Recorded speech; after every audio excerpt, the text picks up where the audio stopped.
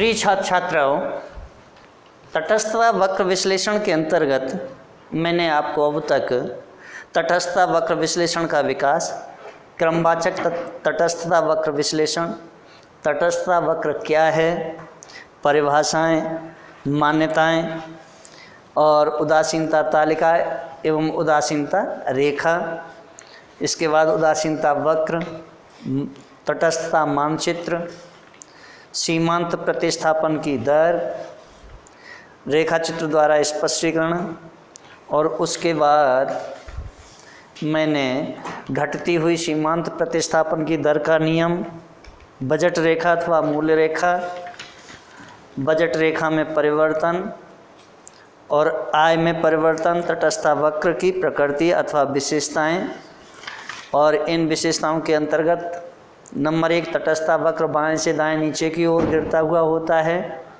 क्षैतिज वक्र, तटस्थता वक्र बाएं से दाएं ऊपर की ओर उठता हुआ। नंबर 2 तटस्थता वक्र एक्स अक्ष के समानांतर, इसका अध्ययन कराया। फिर इसके बाद में तटस्थता वक्र वाई अक्ष के समानांतर, इसका अध्ययन कराया।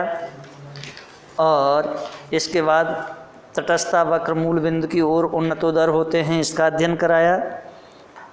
और इसके बाद मैंने आपको 2 तटस्थता वक्र एक दूसरे को कभी नहीं काटते हैं, इसका अध्ययन कराया। और अब मैं आपको जो अध्ययन कराऊंगा वह है तटस्थता वक्रों का एक दूसरे के समानांतर होना। तटस्थता वक्र तटस्थता वक्रों का एक दूसरे के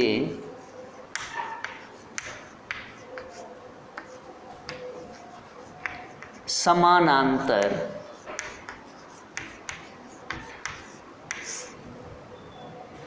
होना आवश्यक नहीं।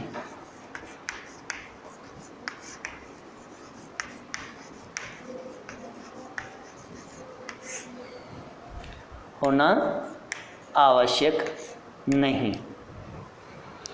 अब देखिए, यानी indifference curve need not be parallel to each other, यानी तटस्थता वक्रों का एक दूसरे के समानांतर होना आवश्यक नहीं है।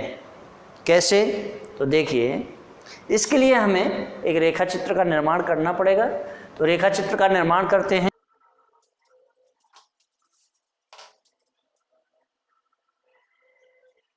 ओ एक्स एक्सिस, वाई एक्सिस और इसके बाद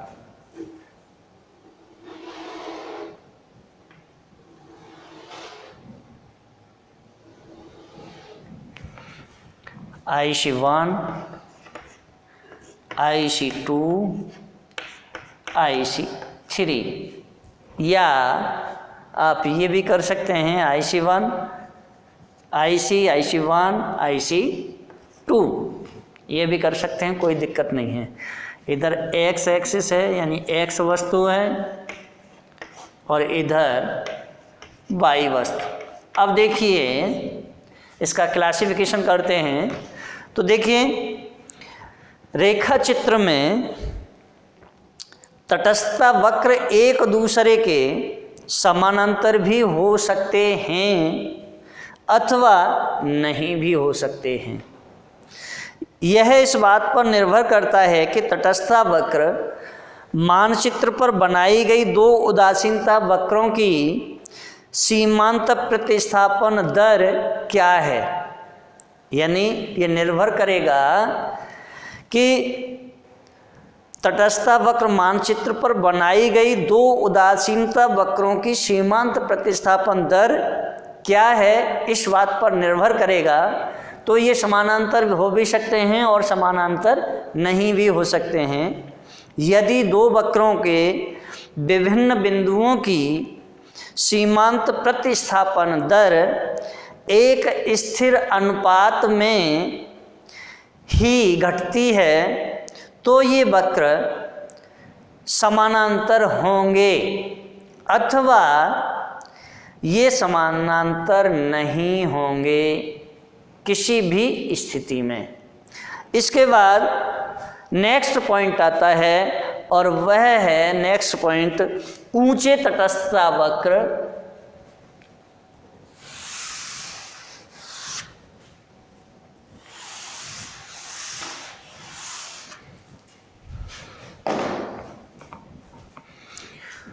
ऊंचे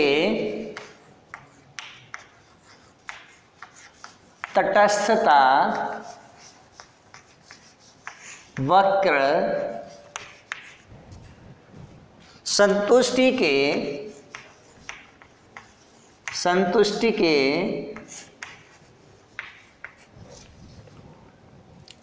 अधिक स्तर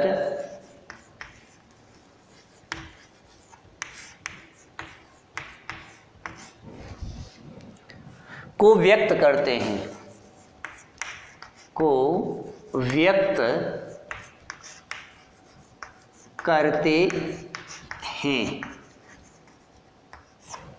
यानी हायर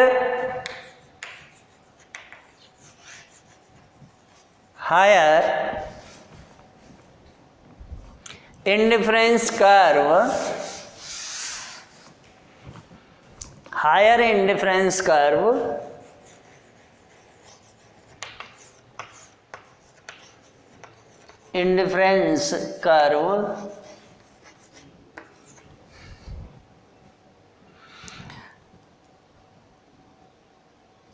represents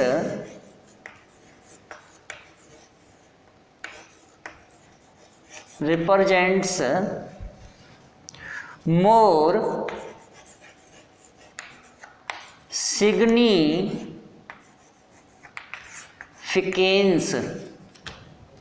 significance यानी ऊंचे तटस्थता वक्र संतुष्टि के अधिक स्तर को व्यक्त करते हैं। अब देखिए ये कैसे व्यक्त करते हैं, तो इसके लिए तटस्थता वक्रों की यह विशेषता है कि एक तटस्थता मानचित्र में ऊंचा तटस्थता वक्र अपने से नीचे तटस्थता वक्र की अपेक्षा अधिक संतुष्टि व्यक्त करता है। तो देखिए इसको समझने के लिए हम एक रेखा चित्र का निर्माण करते हैं और रेखा चित्र के निर्माण करने से ही ये समझ में आएगा। तो देखें रेखा चित्र का निर्माण।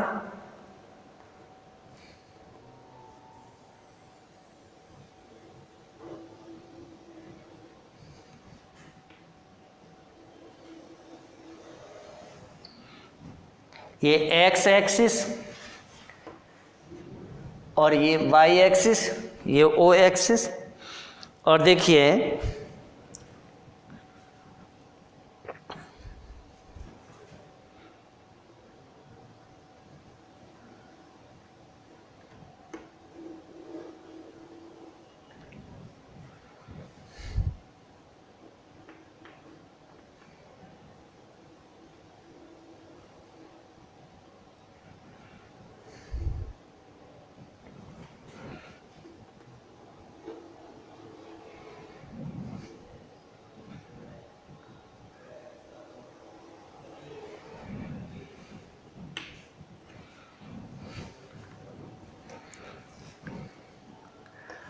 IC1, IC2 और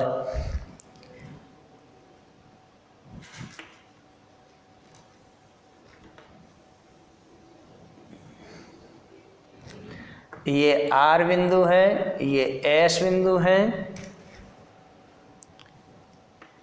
2, 4 X वस्तु, ये Y वस्तु और ये S। अब देखिए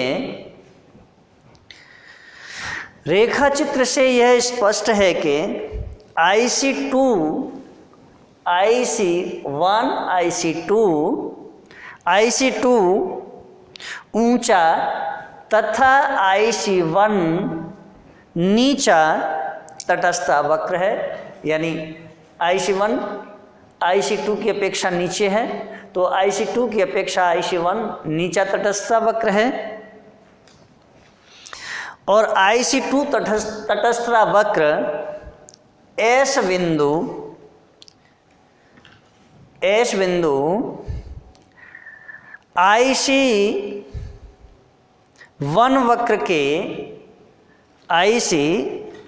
वक्र के R बिंदु पर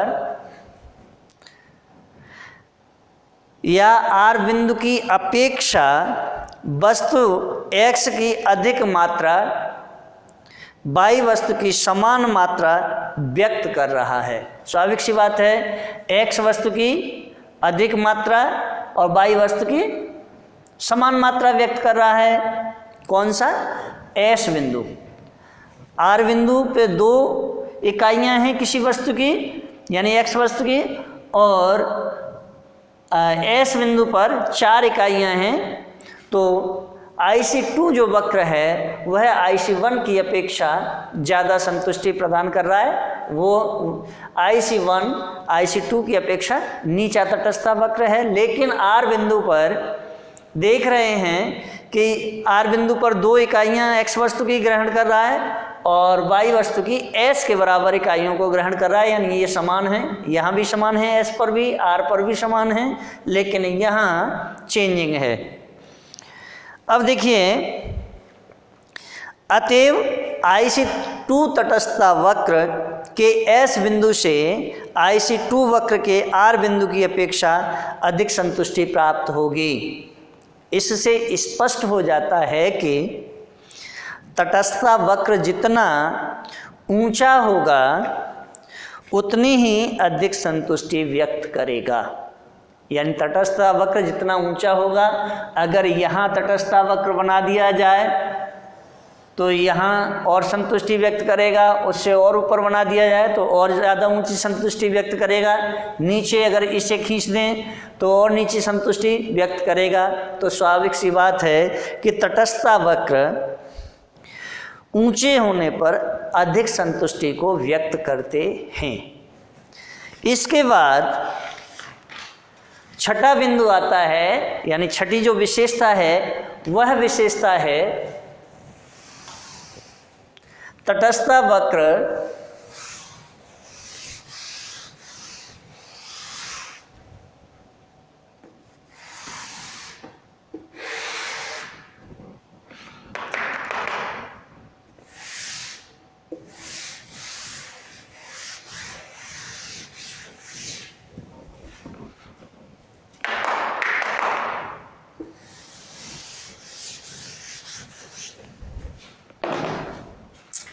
तटस्थता वक्र छठा बिंदु है, यानी छठी विशेषता तटस्थता वक्र किसी भी अक्ष को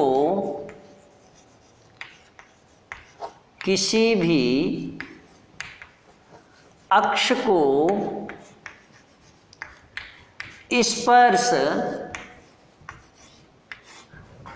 नहीं करते हैं, स्पर्श नहीं करते अथवा करता है, यानी इंडिफरेंस कर्व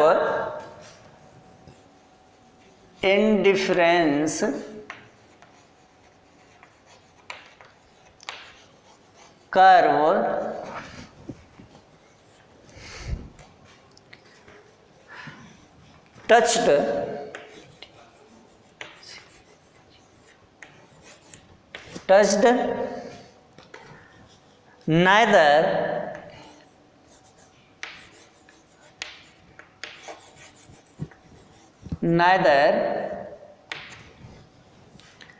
x-axis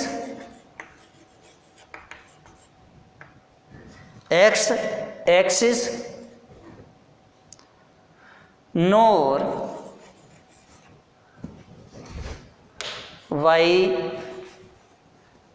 y-axis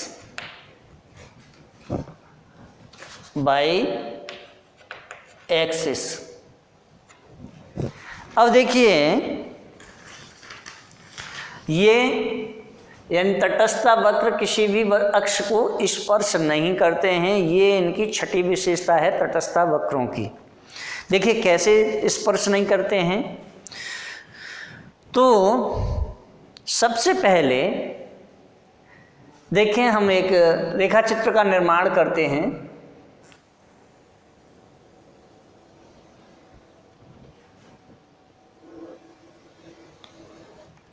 ये एक्स एक्सिस है, ये वाई एक्सिस है,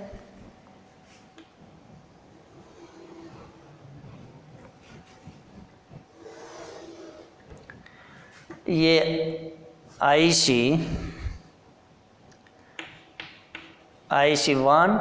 ये IC2, ये एक्स वस्तु है,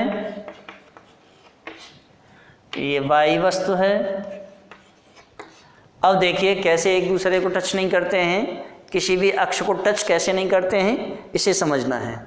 तो देखिए तटस्थ वक्र एक्स तथा वाई अक्षों में से किसी को भी स्पर्श नहीं करते हैं। न तो वो एक्स एक्सिस को टच करेगा, न ही वाई एक्सिस को टच करेगा। सबसे बड़ी विशेषता इनकी ये है कि ये किसी भी कंडीशन में किसी भी अक्ष को टच नहीं करेंगे। अगर टच करते हैं तो देखिए क्या होता है, क्योंकि तटस्थ वक्रों की मान्यता अनुसार एक तटस्थ वक्र दो वस्तुओं के या दो वस्तुओं जैसे x और y के संयोगों को व्यक्त करते हैं। x और y दो वस्तुओं के संयोग को व्यक्त करता है, न कि वो किसी भी अक्ष को स्पर्श करता है। किंतु यदि तटस्थ वक्र किसी अक्ष को छूता है तो इसका अर्थ यह है कि उपभोक्ता एक वस्तु को शून्य मात्रा या एक वस्तु की शून्य मात्रा का उपयोग कर रहा है। अतः यह स्थिति तटस्थ वक्र की मूल धारणा के विपरीत है। अर्थात तटस्थ वक्र किसी भी अक्ष को स्पर्श नहीं करेगा। अगर करेगा तो स्वाभाविक सी बात है, जिस किसी भी अक्ष को स्पर्श करेगा, चाहे वो x अक्ष हो अथवा y अक्ष हो, तो ये मान लिया जाएगा कि एक अक्ष की जो, चाहे वो x अक्ष है या y अक्ष है, y अक्ष है तो y वस्तु को उपयोग नहीं कर रहा है, या x वस्तु है तो x वस्तु को उपयोग में नहीं ले रहा है, तब ही टच कर सकते हैं। अन्यथा कंडीशन में किसी भी स्थिति में एक दूसरे को अक्ष को स्पर्श नहीं करेंगे। नेक्स्ट इसकी जो विशेषता है, सातवीं विशेषता, और वह सातवीं विशेषता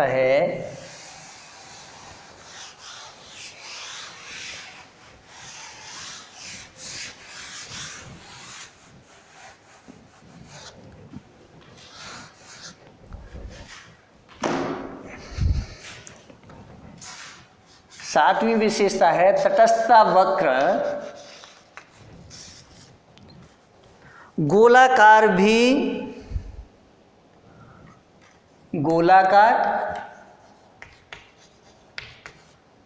या अंडाकार, गोलाकार या अंडाकार भी हो सकते हैं,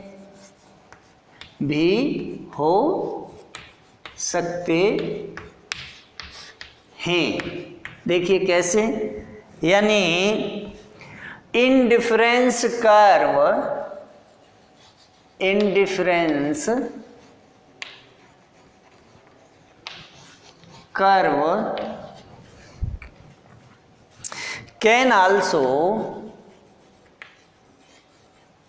can also be circular,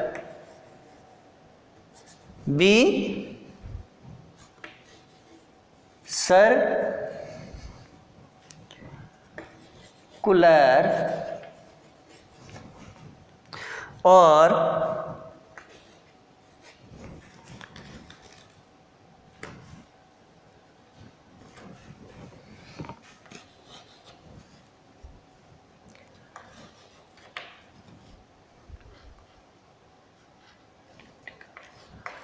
elliptical, यानी तटस्थ वक्र गोलाकार भी हो सकता है, अंडाकार भी हो सकता है। तो होता कैसे है, इसे समझने के लिए हमको क्या करना है, तो पहले तो हम ये समझें कि तटस्थ वक्र गोलाकार या अंडाकार हो भी सकते हैं या नहीं भी हो सकते हैं। अगर नहीं होते हैं या होते हैं तो तब उनको फिर हम रेखा चित्र के द्वारा इस पर स्पष्ट करेंगे। पहले ये समझते हैं कि तटस्थ वक्र गोलाकार होता क्या है। तो देखिए, किसी विशेष परिस्थिति में उदासीनता वक्र, कब, किसी विशेष परिस्थिति में उदासीनता वक्र गोलाकार अथवा अंडाकार भी हो सकते हैं। ऐसा तब होता है जब किसी वस्तु का हम लगातार उपभोग करते जाते हैं। किसी एक वस्तु का हम लगातार उपभोग करते जाएं तो तटस्थ वक्र गोलाकार भी हो सकता है, अंडाकार भी हो सकता है। तो एक समय के बाद भी उपभोक्ता या उपभोग का क्रम जारी रखने पर ऋणात्मक संतुष्टि मिलने लगती है। अगर आपने कभी देखा हो तो रहट का एक उदाहरण है कि बाल्टी जाती है, पानी भर के लाती है, नीचे से ऊपर डालती है, फिर दूसरी बाल्टी, इस तरह से क्रम चलता रहता है चेन से, और वो चलती रहती हैं लगातार बाल्टी। और एक स्थिति ऐसी आ जाती है कि कुएं में पानी नहीं रहता है और उन्हें चलाएं तो पानी आता ही नहीं है।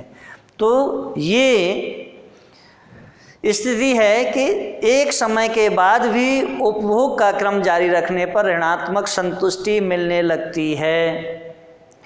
ऐसी स्थिति में उपभोक्ता दूसरी वस्तु के प्रयोग की मात्रा को कम करने के बजाय बढ़ाता है, क्योंकि ऐसा करके ही वह पहली वस्तु की ऋणात्मक संतुष्टि की क्षतिपूर्ति करता है। अगर ऐसा नहीं करेगा तो तटस्थ वक्र ना तो गोलाकार होगा और ना ही अंडाकार होगा। अब इसे समझने के लिए हम एक रेखा चित्र का निर्माण करते हैं और उस रेखा चित्र से हम ये समझते हैं कि तटस्थ वक्र गोलाकार होते हैं या अंडाकार होते हैं या नहीं होते। तो देखिए, ये एक्स एक्सिस, ये वाई एक्सिस, और यहाँ देखें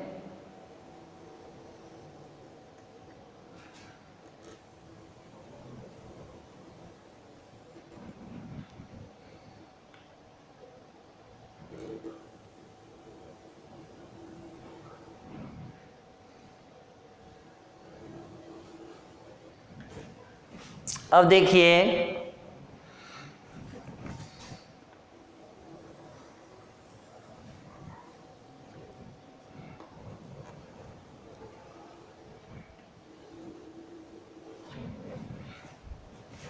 ये स्थिति आपके समक्ष बन रही है, यानी ये डी बिंदु है, ये सी बिंदु है, ये पी बिंदु है, ये एच बिंदु है, ये जी बिंदु है, और इसके बाद में ये ए, ये बी, और ये वाई वस्तु, और ये एक्स वस्तु। अब समझिए रेखा चित्र के माध्यम से क्या है। तो देखिए, रेखा चित्र में सी बिंदु, रेखा चित्र में सी बिंदु पूर्ण संतुष्टि का बिंदु है, यानी इस जगह पर पूर्ण संतुष्टि प्राप्त होती है किसी भी उपभोक्ता को।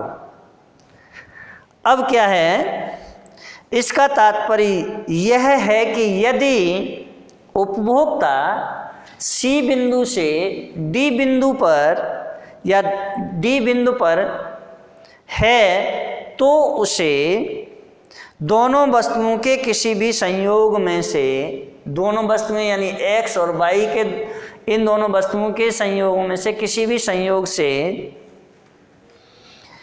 या किसी भी संयोग में से किसी से भी आनुपातिक उपयोगिता नहीं मिलती है। इसी प्रकार जब उपभोक्ता P बिंदु पर है तो उसे दोनों वस्तुओं के किसी भी संयोग में किसी से भी ऋणात्मक संतुष्टि नहीं मिलती है। अगर P पर है तो दोनों वस्तुओं के से कहीं पर भी उसे ऋणात्मक संतुष्टि नहीं मिल रही है, लेकिन D पर है तो वहाँ पूर्ण संतुष्टि उसे मिल ही नहीं रही है। पूर्ण संतुष्टि का बिंदु है C। लेकिन बिंदु C से आगे उपभोक्ता को ऋणात्मक संतुष्टि का या ऋणात्मक संतुष्टि मिलना प्रारंभ हो जाती है। यानी X वस्तु की अधिक इकाइयों का उपभोग करके या उपभोग करने से उसे ऋणात्मक संतुष्टि मिलती है, जिसकी क्षतिपूर्ति के लिए यानी जो नुकसान हुआ है उसकी पूर्ति के लिए बाई वस्तु की अधिक मात्रा का उपभोग करता है। तो ऐसी अवस्था में तटस्थ वक्र गोलाकार भी हो सकते हैं, लेकिन व्यवहार में तटस्थ वक्र गोलाकार नहीं हो सकता है, क्योंकि कोई भी विवेकशील उपभोक्ता ऋणात्मक संतुष्टि पर वस्तु को नहीं खरीदेगा। अगर आपको किसी वस्तु को खरीदने से हानि होती है तो क्या आप उस वस्तु को खरीदेंगे? किसी भी कंडीशन में नहीं खरीदेंगे। तो स्वाभाविक सी बात है कि ये व्यवहार में नहीं है। कौन सा? तटस्थ वक्र गोलाकार या अंडाकार नहीं होंगे, लेकिन विशेष परिस्थिति में होंगे। सामान्यतः तटस्थ वक्र का डीपी क्षेत्र यानी डी और पी क्षेत्र, ये वाला डी और पी क्षेत्र भी प्रभावी क्षेत्र होता है। यही केवल एक प्रभावी क्षेत्र है, इतना ये, बाकी ये वाला क्षेत्र नहीं है।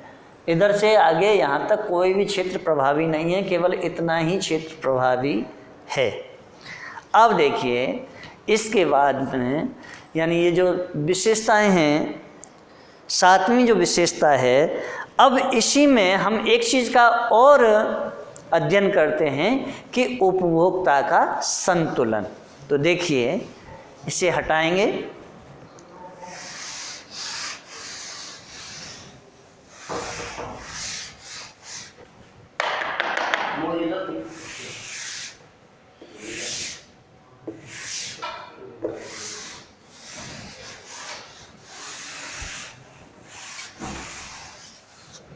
इसी के अंतर्गत यानी सातवां जो विशेषता है, इसके अंतर्गत उपभोक्ता का संतुलन, उपभोक्ता का संतुलन। अब देखिए उपभोक्ता का संतुलन कैसे निकालेंगे, तो इससे समझिए यानी कंज्यूमर इक्विलिब्रियम, उपभोक्ता का साम्य, उपभोक्ता का संतुलन।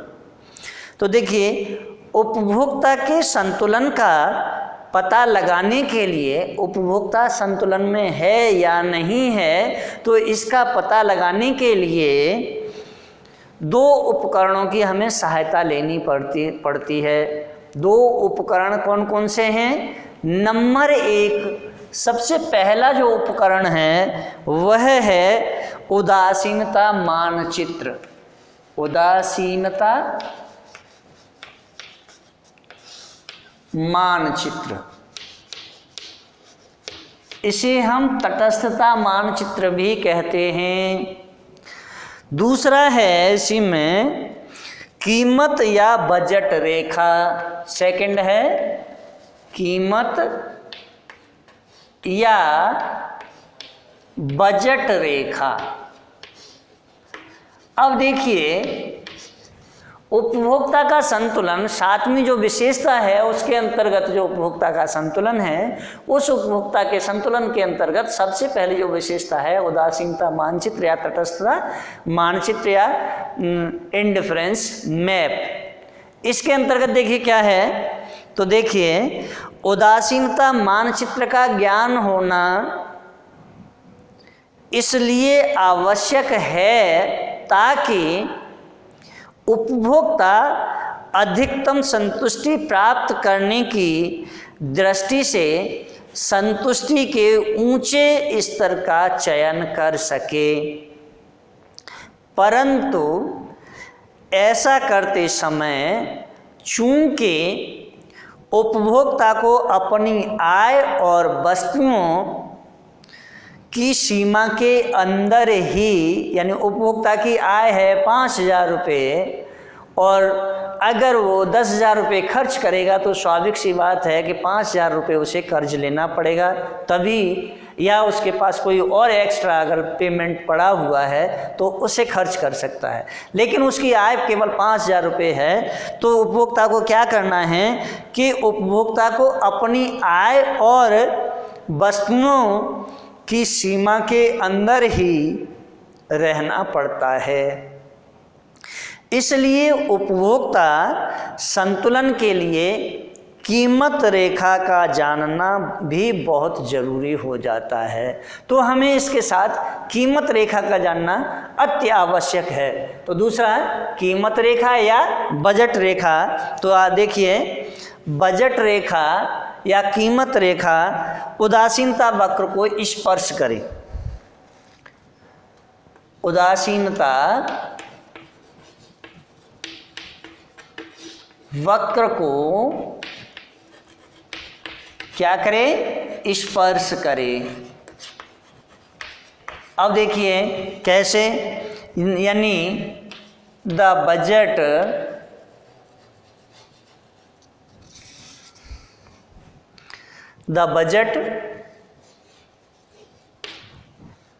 Line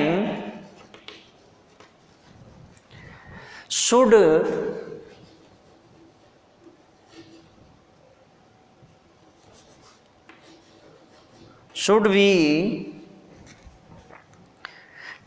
tangent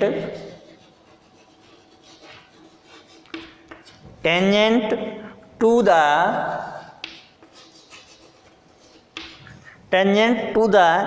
indifference curve। indifference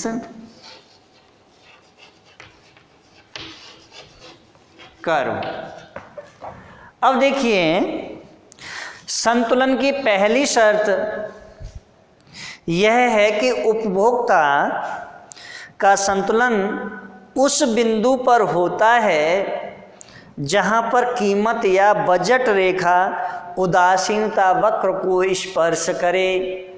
अगर उदासीनता वक्र को स्पर्श नहीं करती है तो स्वाभाविक सी बात है कि कीमत रेखा या बजट रेखा की कोई भी महत्व नहीं है। तो देखिए संतुलन की पहली शर्त यह है कि उपभोक्ता का संतुलन बिंदु या संतुलन उस बिंदु पर होता है जहां पर कीमत या बजट रेखा उदासीनता वक्र को स्पर्श करती हुई होती है।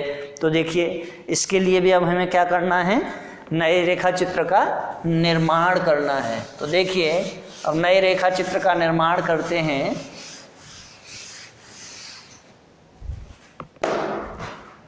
देखिए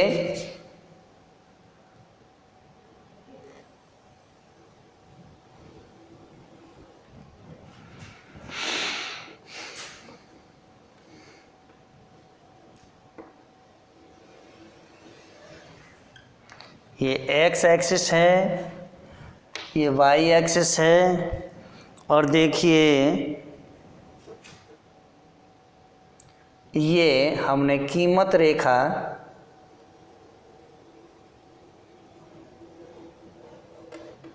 खींची है और इस कीमत रेखा के अंतर्गत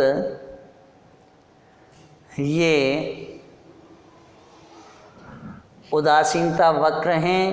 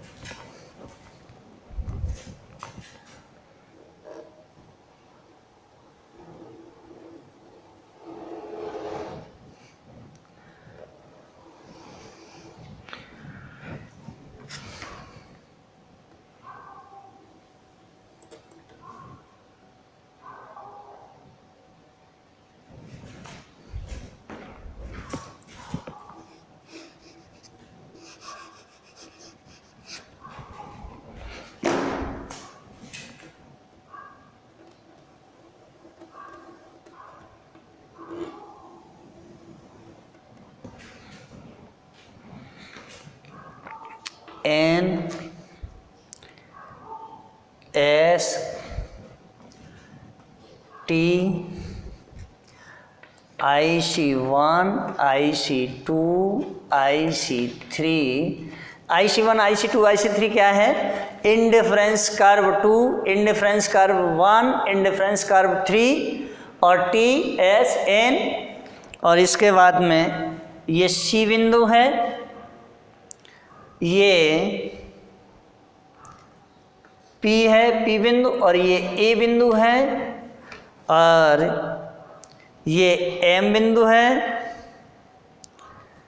यानी 5, 10, 15, 20, 25 जो भी इकाइयाँ हैं वो इकाइयाँ हैं। तो X वस्तु और इधर Y वस्तु। अब समझिए क्या है। सबसे पहले देखिए कीमत रेखा कौन सी है? ये वाली कीमत रेखा है। मैं चाहो तो आप इधर लिख देता हूँ, ये कीमत रेखा है। क्या है? कीमत रेखा। इसे बजट रेखा भी बोलते हैं। क्या बोलते हैं? बजट रेखा। अब देखिए कीमत रेखा ने या बजट रेखा ने IC1 के किसी भी बिंदु को टच नहीं किया है। कौन से को किया है? IC2 को टच किया है उसकी लाइन में। IC3 को भी टच नहीं किया है जाके। तो देखिए अब समझते हैं क्या कहता है कि संतुलन की पहली शर्त यह है कि उपभोक्ता का संतुलन उस बिंदु पर होता है जहां पर कीमत या बजट रेखा उदासीनता वक्र को स्पर्श करती हुई होती है। तो देखिए रेखा चित्र में IC1, IC2, IC3 तीन उदासीनता वक्र हैं, जो एक तरफ चाहें तो आप इसे कोई भी आम, सेब, केला जो भी नाम देना चाहें वो दे सकते हैं। इधर ये केले का नाम दे सकते हैं, यानी Y वस्तु को केले का नाम है और X वस्तु को आम का नाम दे सकते हैं। तो देखिए तीन उदासीनता वक्र हैं जो X और Y के विभिन्न संयोगों को प्रदर्शित करते हैं। दी हुई आय, हमारी जो इनकम है वो निश्चित है। दी हुई आय तथा वस्तुओं की निश्चित कीमत के आधार पर उपभोक्ता द्वारा क्रय की जा सकने वाली दो वस्तुओं के संयोगों को P और Q, ये Q बिंदु है, P और Q कीमत रेखा द्वारा दर्शाया गया है। AS और ASC दो वस्तुओं के ऐसे संयोग हैं जो किसी उदासीनता वक्र पर भी हैं तथा कीमत रेखा पर भी स्थित हैं।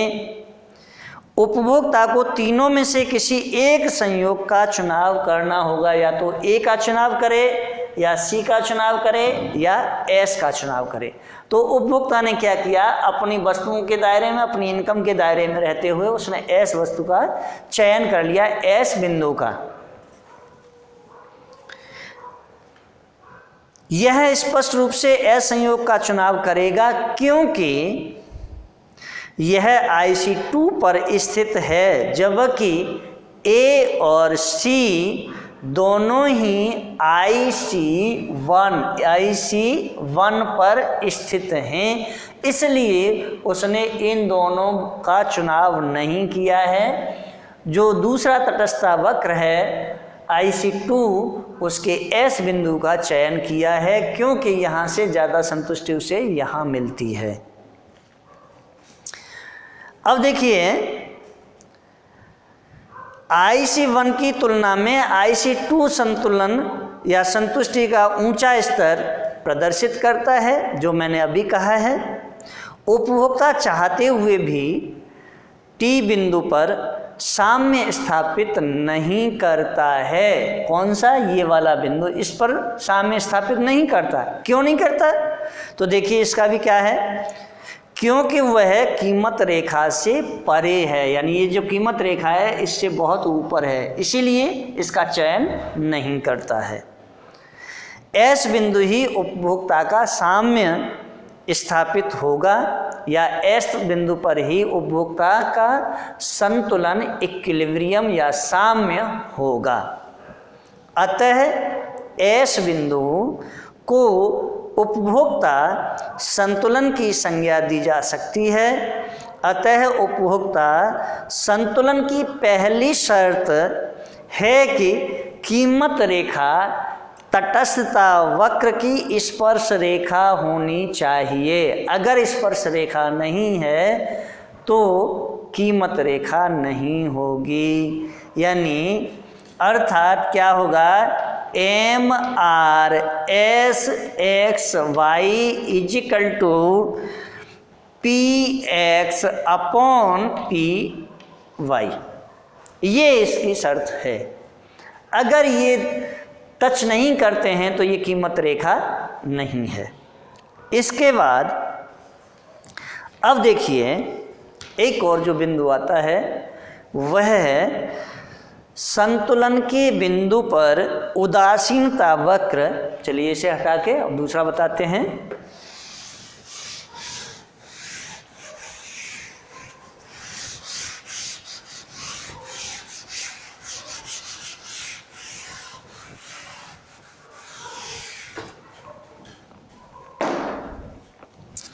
नंबर 2, संतुलन के बिंदु पर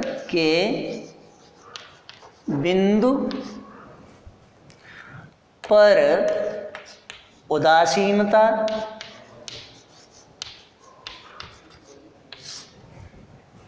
वक्र क्या है, मूल बिंदु। उदासीनता वक्र मूल बिंदु की ओर कैसे होने चाहिए, उन्नतोदर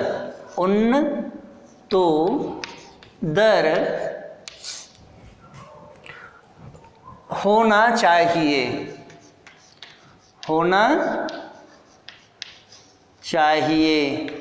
यानी इंडिफरेंस कर्व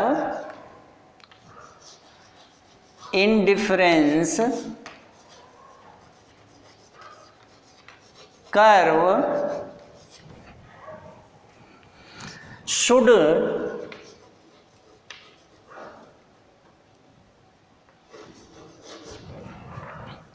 be convex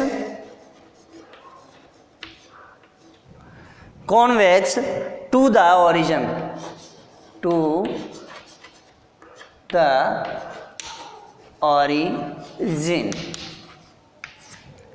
अब देखिए उपभोक्ता के संतुलन के लिए यह भी आवश्यक है कि साम्य बिंदु पर x वस्तु की y वस्तु के लिए प्रतिस्थापन दर घटती होनी चाहिए। अर्थात साम्य बिंदु पर उदासीनता वक्र मूल बिंदु की ओर उन्नतोदर होना चाहिए। अगर उन्नतोदर नहीं है तो संतुलन के लिए बिंदु पर उदासीनता वक्र मूल बिंदु की ओर उन्नतोदर नहीं होगा। अब इसे समझने के लिए हमें क्या करना है, एक रेखा चित्र का निर्माण करना है। तो देखिए इसके लिए भी हम रेखा चित्र का निर्माण करते हैं।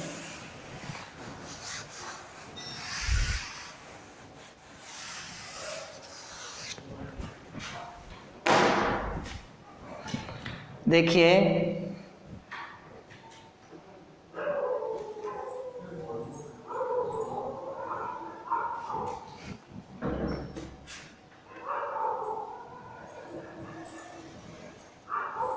एक्स ओ वाई, और देखिए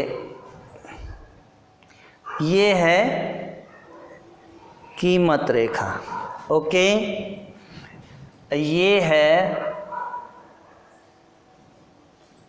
तटस्थता वक्र और एक ये है तटस्थता वक्र। एक तटस्थता वक्र ये है, एक तटस्थता वक्र ये है। इसे हम IC1 का नाम देते हैं, यानी इंडिफरेंस 1, और ये है इंडिफरेंस कर्व 2। ये के बिंदु पर टच करता है और ये दूसरा वाला ई बिंदु पर टच करता है। ओके, और ये पी क्यू कीमत रेखा है और ये एक्स एक्सिस है, यानी एक्स वस्तु का अक्ष और ये वाई वस्तु का अक्ष है। अब देखिए, समझिए, रेखा चित्र से या रेखा चित्र में स्पष्ट है कि क्या है, साम्य की पहली शर्त आवश्यकता है किंतु पर्याप्त नहीं। फिर समझिए, रेखा चित्र से स्पष्ट है कि साम्य की पहली शर्त आवश्यकता है। अगर हमारी आवश्यकता किसी वस्तु के लिए नहीं है तो वो साम्य वाली स्थिति नहीं होगी। तो पहले क्या कहता है कि रेखा चित्र से यह स्पष्ट है कि साम्य की पहली शर्त आवश्यकता है किंतु पर्याप्त नहीं है। पहली शर्त अर्थात कीमत रेखा के तटस्थता वक्र पर स्पर्श रेखा होते हुए भी यह संभव है कि प्राप्त साम्य का बिंदु स्थायी साम्य का बिंदु ना हो।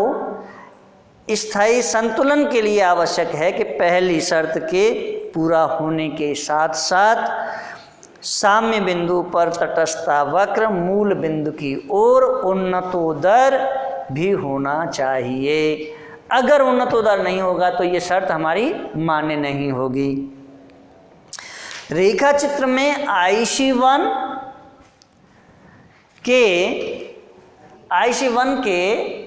के बिंदु पर कीमत रेखा PQ को स्पर्श कर रहा है। इस बिंदु पर सीमांत प्रतिस्थापन दर घटती हुई ना होकर बढ़ती हुई है। IC2 कीमत रेखा को ई बिंदु पर स्पर्श कर रहा है, जहां साम्य बिंदु पर तटस्थता वक्र मूल बिंदु की ओर उन्नतोदर है, किंतु उन्नतोदर है बिंदु ई पर उपभोक्ता को बिंदु के की तुलना में अधिक संतुष्टि मिलती है। एक ये है और एक ये है। ई बिंदु पर ज़्यादा संतुष्टि मिल रही है, के बिंदु पर कम संतुष्टि मिलती है, क्योंकि वह ऊंचे उदासीनता वक्र IC2 पर स्थित है। इसलिए ई बिंदु पर उसे संतुष्टि ज़्यादा मिलती है। किसे? एक उपभोक्ता को। अब देखिए, उपभोक्ता के साम्य की 3 शर्तें हैं। उपभोक्ता के साम्य की कितनी शर्तें हैं? 3 शर्तें हैं। पहली शर्त है उपभोक्ता के साम्य की कि साम्य बिंदु पर कीमत रेखा तटस्थता वक्र को स्पर्श करनी चाहिए। तो पहली तटस्थता वक्र को स्पर्श किया, यहाँ भी स्पर्श किया, पहली शर्त पूरी होती है। दूसरी शर्त है साम्य बिंदु पर तटस्थता वक्र मूल बिंदु की ओर उन्नतोदर होना चाहिए। तो ये मूल बिंदु के प्रति उन्नतोदर नहीं है, जबकि ये है। तीसरी इसकी जो शर्त है वह यह है कि प्रतिस्थापन की सीमांत दर तथा दोनोस वस्तुओं की कीमत का अनुपात बराबर होना चाहिए, अर्थात MRS XY = PX upon PY। PX upon PY हो।